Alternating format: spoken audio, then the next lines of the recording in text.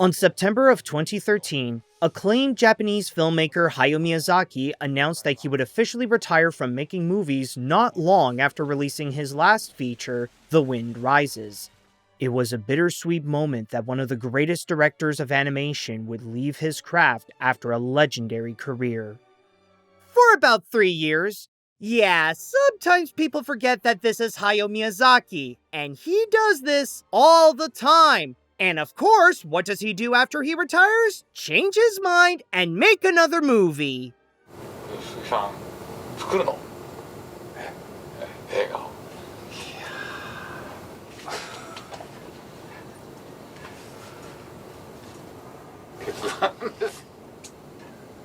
And at this point, he's no longer pretending anymore.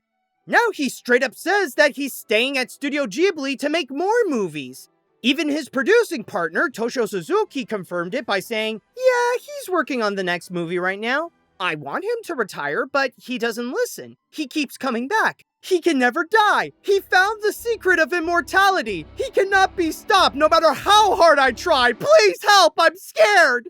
And that's how we ended up with his next feature, The Boy and the Heron, or as it is called in Japan, How Do You Live? In Japan, before its release, they did something very interesting with the marketing. They did nothing. They want to keep all the surprises in the film itself, and the only thing they showed was this poster. That's it.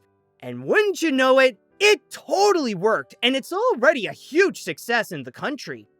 Obviously, G-Kids didn't do that for the American release. But as a Miyazaki fan myself, I can't wait to jump into the opportunity to see his next feature.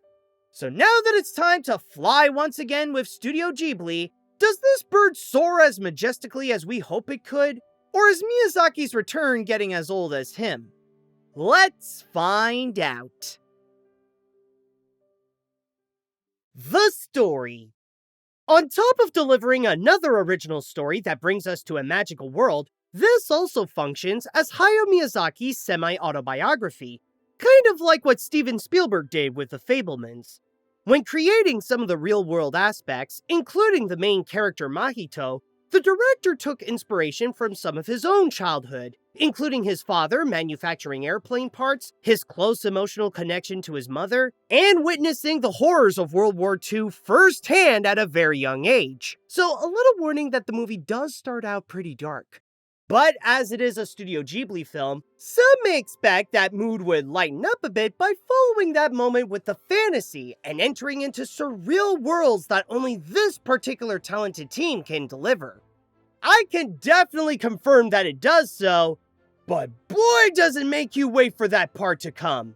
My one big criticism that I have with the story is how the first act feels very slow. I understand the point of its subdued nature by presenting Mahito trying to adjust his life with his late mother's sister becoming his new stepmom, but during that time, it doesn't do much to have the viewer be invested in the protagonist. I'm not saying that it should have started the fantasy sooner, but this would have been a great time to get more familiar with Mahito's personality, or even get us more immersed in his new home in a slice-of-life way. Instead, all it does is a very slow build-up to what is to come, giving out small hints of the fantasy that is in store bit by bit. I'm not calling the first act worthless, it does have a purpose to the plot, but there is a significant part that is empty that should have been filled with something like more character development so that we can at least be more familiar with the cast. That's why I feel like the story overall doesn't feel as strong as it could have been. There's just something missing for the first act that would have made the whole experience fully engaging. A lot of strange things happen in this place. I just hope he stays safe. However, once the surrealism fully reveals itself with the gray Heron first talking to the boy face to face, that's when the feature finally gets rolling. While there is a mission where Mahito has to rescue his stepmom in the other world, that's when the Miyazaki-style storytelling steps in to be more about the world building, immersing itself in this alternate universe as it puts the viewer in the same shoes as the main character, where you never know what's going to happen next. And to flip things around, I think that's where the story's biggest strength lays. It crafts this extravagant world for audiences to be fascinated with that it always feels like a surprise to what happens next. Rather it be what are the next creatures that the characters will meet, what parallels does it have with the regular world, or the next step that could get Mahito closer to his goal. However, there are times that it can be unpredictable to a fault. Yes, the characters find themselves in an alternate universe, but there are times when it can feel like it's making up its own rules on the spot that it never really established before. I can let some things slide if it can help build some of the characters, but if it's at the point where it could come up with a random solution in order to advance the plot, it just makes the script feel like it wasn't fully planned out. I wouldn't consider this to be the most polished story from the studio, especially when it takes its time before making itself interesting. The movie still brings you to a fantastical journey that will provide that satisfying amount of Ghibli magic. The animation. With Miyazaki returning to the helm, you can guarantee that this movie captures the essence of what makes Studio Ghibli films so beloved. I've already talked about the original storytelling, but along with the beautifully calming piano-led score by Joe Hisaishi, the animation is still wonderful to look at. And much like the film itself, it contains all the familiarities of a movie made by Hayao Miyazaki, but there are still enough components to have the feature look like a unique experience.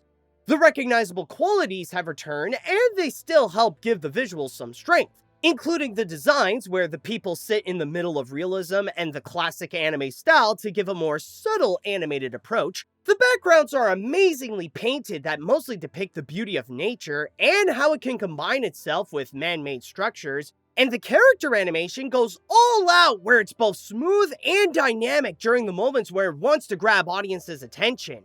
And when it does, it highlights the moments to signify something special about the character or make the action scenes feel more impactful. We must protect this world ourselves. Go back! Now!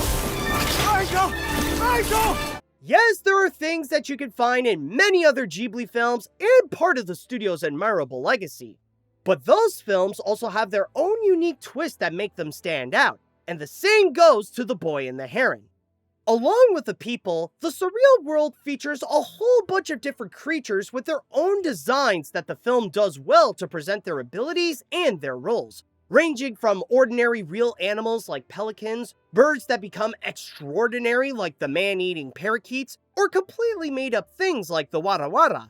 But my personal highlight has to be the gray heron, with his ability to transform from a regular heron to a pudgy giant-nosed man, and can sometimes be in between as a heron with the kind of large teeth I thought can only be seen in nightmares.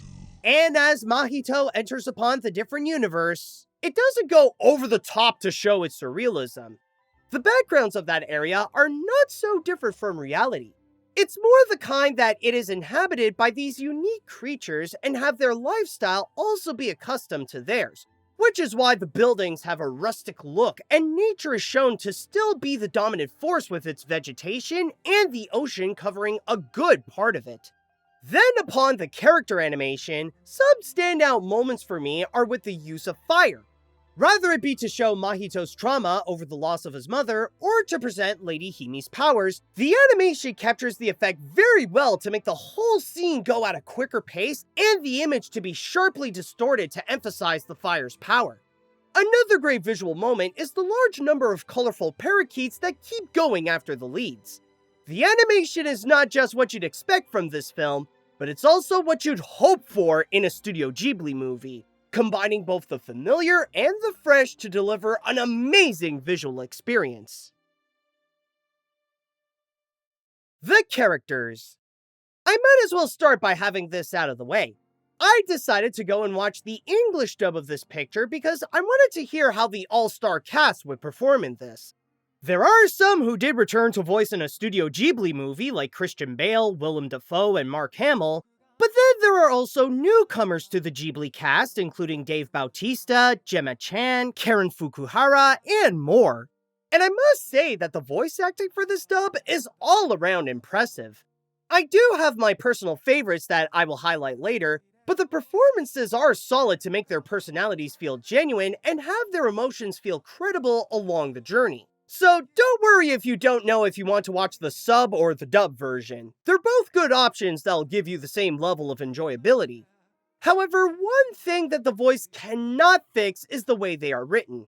Regardless if it's either in Japanese or in English, the downside to these characters is that while they have a strong base, that's all they really have. There's little development that could have helped make themselves and the movie stronger to show how they've grown from the experience or present how the moments psychologically affect them, thus holding it back from me to get invested with not just the adventure, but also in the characters to set things right for themselves. The most prominent example of this problem is the lead, Mahito. I've already explained how he was traumatized by the death of his own mother, but that's really all there is to him.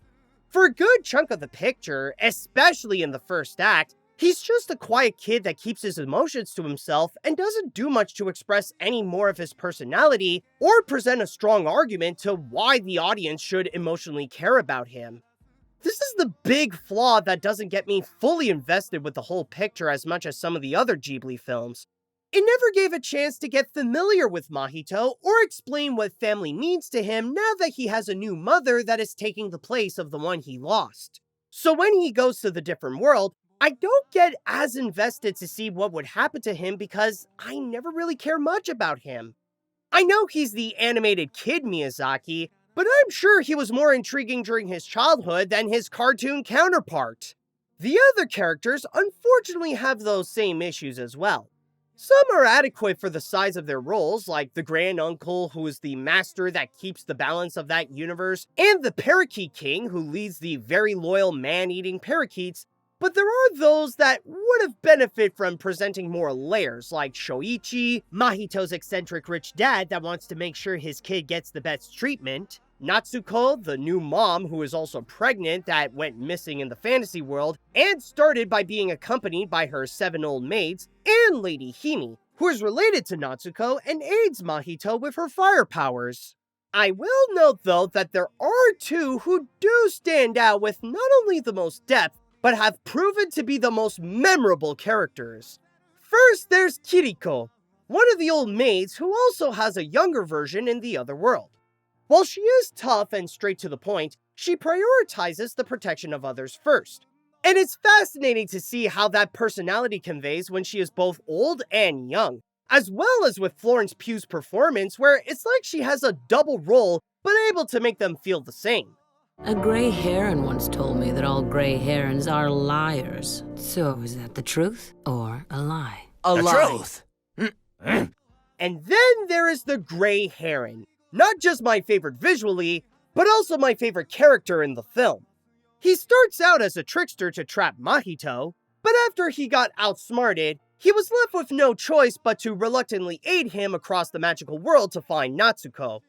There are times where he does add a tiny bit of cute humor to lighten up the mood, but it's also great to see his transition from a foe to an ally as we see this new universe alongside him. But the most remarkable part about this guy is his voice by Robert Pattinson. I am honestly shocked that not only does he do a completely different voice than what people would be familiar with, but this is also his first voiceover performance, and I think he's the best actor of the dub. Seriously, he should do more voice acting. What he did here is incredible. Your mother, she's awaiting your rescue. I'll be your guide. I'll say now that they are not bad characters. Some of them are even great where they helped enhance the film. However, they are a bit of a downgrade compared to the other Ghibli films, and if there was a bit more effort put onto the character development, especially on the protagonist, then this could have been extraordinary.